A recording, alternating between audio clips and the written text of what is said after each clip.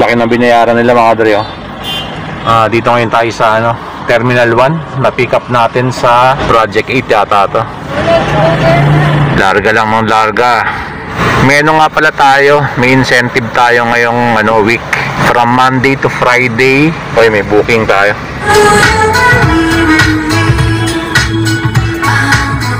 Sabi ko sa inyo mga dre, mas kuripot yung mga foreigner, babakasyon dito sa Pilipinas. Kahit tulungan mo, halos lahat ikaw nagbuhat ng bagahe nila. Kahit pisong duling, kahit na 5 duling, hindi ka bibigyan, abutan.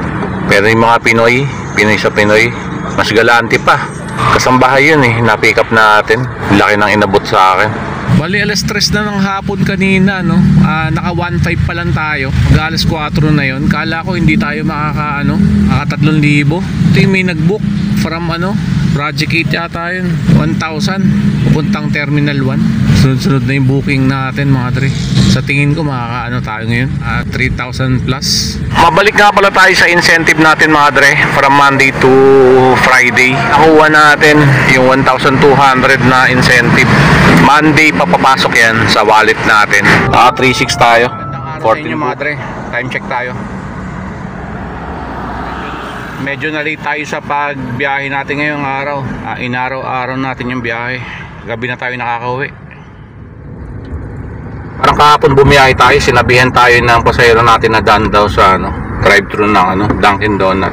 Tapos naghahabol pa tayo ng incentive natin, Pero pag hindi tayo naghahabol ng incentive mga dre, all goods lang yun. Walang incentive. Pag sinabi ng pasahero na idaan sa drive-thru, ayan, diadaan naman natin. Kadalasan nga ay nililibre tayo. Birang-bira tayo na hindi na bibili kapag nag-drive-thru tayo. Pag foreigner, hindi tayo inaalok. Pero pag mga Pinoy, halos lahat inaalok tayo. Tapos binibili tayo. Pag sinabi natin na ayaw natin, binibili pa rin tayo. Parang halos lahat ng basta Pinoy, binibili tayo pag nag-drive-thru tayo. So mga dre, kita-kits tayo sa drop-off, Ito na yung natin, pick up natin, pasahero natin. Dre, kakarating lang namin dito sa drop-off. Makakatanggap pa siguro tayo ng isang booking. End-trip na natin to. Wala pang internet dito, signal. Labas tayo dito. Ayun. Okay mga dre, check natin kung nakailan na tayo na biyahe. 20 na naka 20 na tayo, dalawa na lang. Hanggang mamayang lang to, alas 8 ng gabi. Kailan makompleto na natin yung dalawang bookings na yan. Pagkakahuli hanggang sa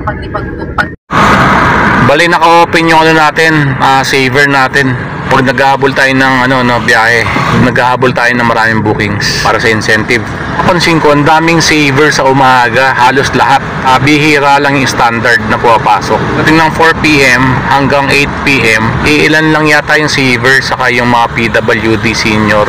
Puro standard na yan. Kahit na naka-on yung saver mo. Pero siguro mga maka 5 ka sa umaga, isang standard lang yung matatanggap mo.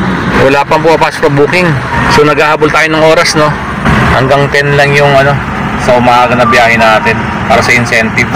Wala pa pumapasok. Grab, anong nangyayari sa'yo? Yun mga dre, may pumasok na booking. So isa na lang pag na-pick up natin to. Okay mga dre, ayan booking natin. Bale, isa na lang kailangan natin para makuha natin incentive. Hanggang 8 PM pa naman yan. Continuation nitong na to, oras na to, 4 PM hanggang 8 PM. Kailangan makompleto natin. Baka makadalawa pa tayo. Mukhang malapit lang to, 121, Pero ito yung standard mga dre. Ayan, bihira lang sa umaga yan. Yung standard, halos lahat. Kahapon yata, mga ilang araw na rin tayo bumabiyahe. Mga saver yun na kukuha natin. Siguro iniisip nila yung mga ibang driver na mimili. Yung mga ibang nagbubuk. Pag nagmamadali sila, hindi na sila nag-saver. Ito na sir. Okay na po. Salamat po. All goods mga dre. Wala pang alas 10, 9:47 pa lang. Dito lang nagpahatid sa East Hub. Sana may pumasok na booking. Mas maganda yung maaga natin makuha yung incentive para wala na tayong iniisip. Monitor na lang natin yung acceptance rate natin.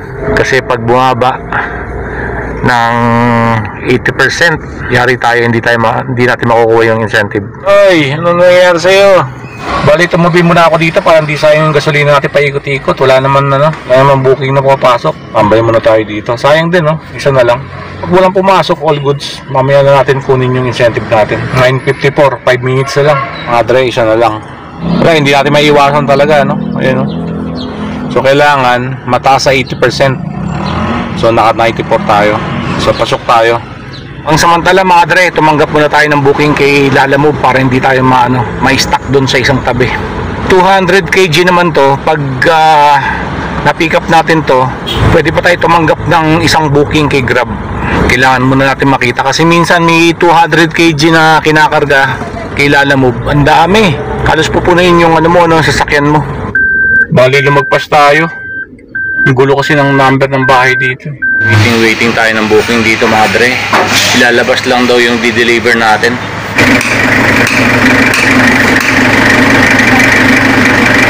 Yan lang, sir. Wala na. Okay na, sir. Punta na tayo sa di-deliver natin. Puntang Ortigas Avenue Extension. Mainit. Sobrang tirik yung araw, mga dre. Hindi tayo pwede magbukas ng bintana. Naka-aircon na tayo.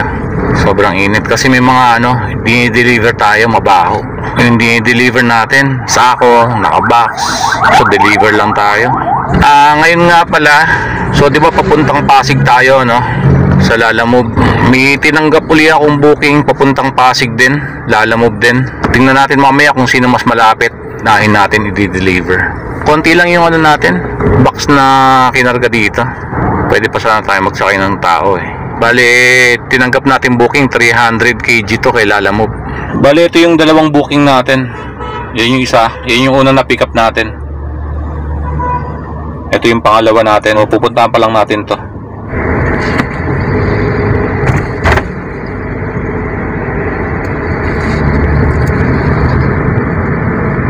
Yung malapit na tayo sa pangalawang booking natin kay Lalamove. 300 kg to. Okay, dito na tayo. Minnesota Mansion.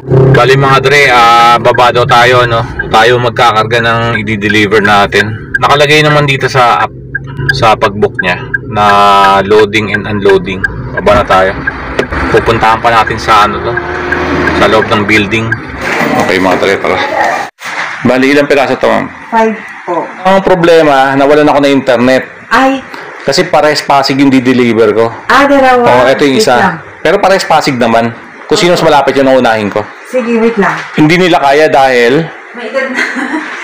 may edad na. Yari tayo. Subukan natin. Bata pa naman. Hindi, joke. Problema kasi nawala yung booking dito. Cancel pala yung booking. Ay. Dito na ako sa loob ng building.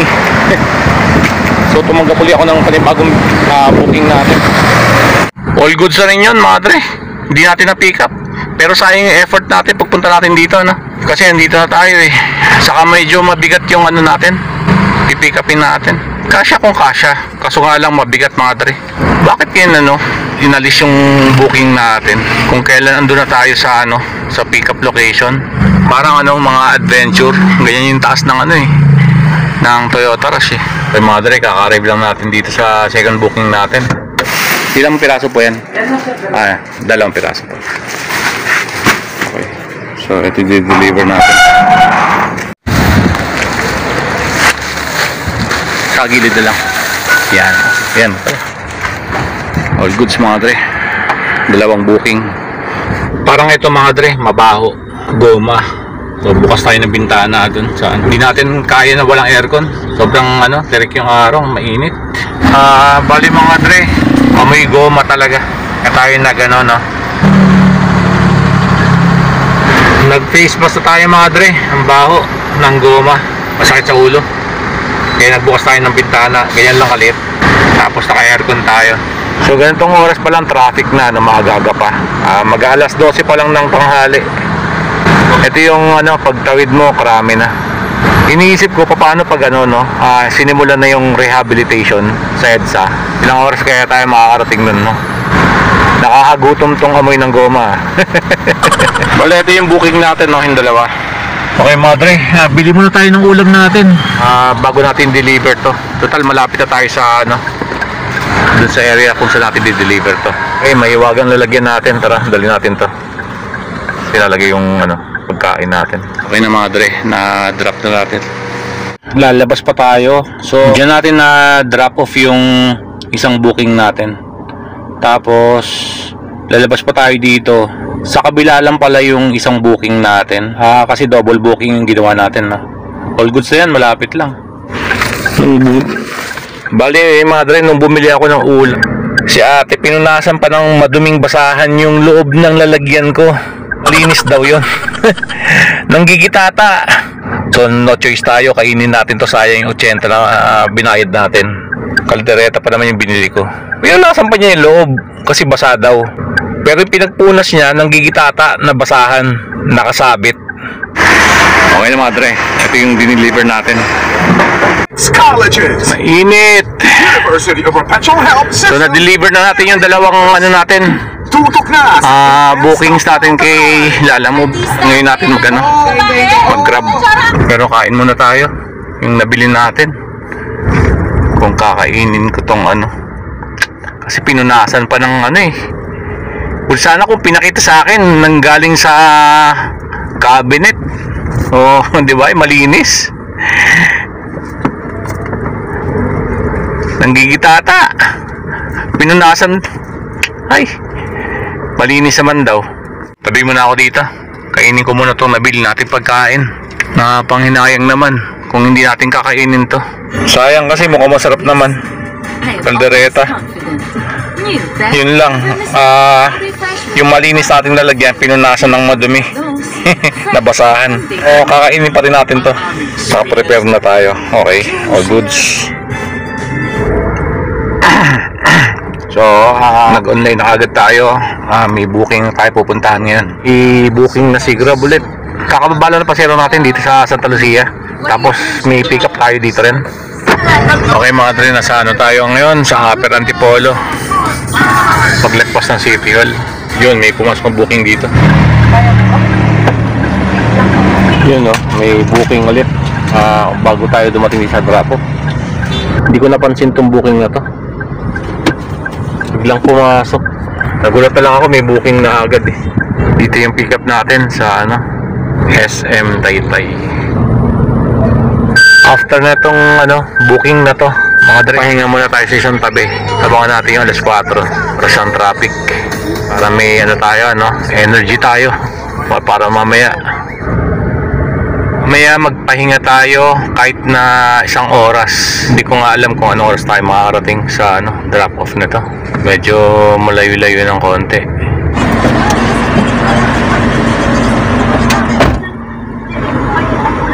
Okay, kaka-drop off lang. Kalimutan natin mag-offline, may pumasok na booking. Sir, dito ba sa department store? Hello, sir. Saan kayo, sir, banda? Nakalimutan ko mag-offline. 2 kilometer, may pumasok agad na booking.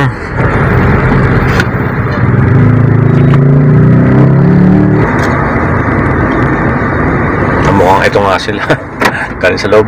Madre, kaka-drop off lang natin, So, lumilim lang tayo dito. Pahinga muna tayo.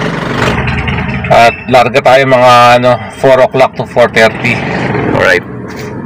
4:26 na, Tara, online na tayo. Okay, may booking na agad tayo. Buti mga dre, nakapagpahinga tayo. Naka-idlip tayo, Dito yung pick up natin mga dre. Ito yung sasakay sa atin. Sila. Tagal sa atin. Yung kay Grab, yung verification, yung facial verification. Gusto ko sana, pagka gamit natin na may set destination, baka sakali may pumasok agad na booking at hindi pa tayo nakakatawid o nakakaalis ng konti sa SM Mega Mall. May chance pa tayo makakuha. Sa Shaw Boulevard, halos walang galawan yung namin. Yung papalabas ng Shaw Boulevard kanina, halos walang galawan, Halos isang oras yata kami dun. All goods na yan mga dre, nakuha na natin yung incentive na 1,200. Kasi sakto ko lang yan, 22 rides na qualified na tayo dyan. Siyempre kailangan kailangan mataas sa 80% yung nyo. Tapos itong cancellation rate, ayan naka 500 tayo na biyahe kay Lalamove, malinis na yun, tanggal na yung commission nya. Tapos dito kay sobrang traffic kasi Tutusin, itong Friday na ito, pwede mong paabutin ng ano yan, 4,000. Sobrang traffic lang talaga. Ayun, ang dami pa rin pumapasok ko. Hindi papuntang ano natin yan, area natin yan. Ano naman sa ano, Grab, naka 2,000 tayo. Lahat 2,500. Ayoko na kasi lumayo eh. Okay lang yan, hindi tayo nagpapagabi ng sobra. Maaga naman tayo lumalabas ng bahay. Pag talaga hindi kaya, hindi ko na pinipilit yung ano natin, yung kita natin. 648. Wala pa sa kalahati yung gas natin ngayon. Hindi naman naabot ng ano yan, 1,000. At least may ano tayo naman, may makuha tayong incentive na 1,200.